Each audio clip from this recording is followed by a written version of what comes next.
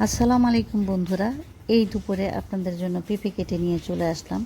পেঁপে কিন্তু শরীরের জন্য অনেক উপকার, সেটা জেনেই কিন্তু আমি আপনাদের জন্য পেঁপে নিয়ে এসেছি।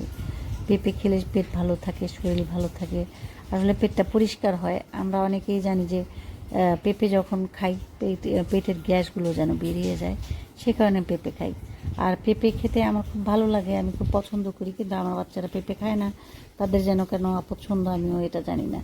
পেঁপেটা দেখতেও খুব সুন্দর ছিল, খেতেও আসলে টেস্টি ছিল, মিষ্টিটা মোটামুটি ভালোই ছিল। অতিরিক্ত মিষ্টির চেয়ে একটু হালকা মিষ্টি থাকলে সেটাই ভালো। তো এত সুন্দর পেঁপে দেখে চিন্তা করলাম আর জায়গায় আপনাদের জন্য একটু পেঁপে কেটে নিয়ে যাই। তা পেঁপে কেটে নিয়ে আসলে চলে এসেছি। আমার এই পেঁপের ভিডিও যদি আপনাদের ভালো লেগে থাকে, লাইক কমেন্ট শেয়ার করে পাশে থাকবেন।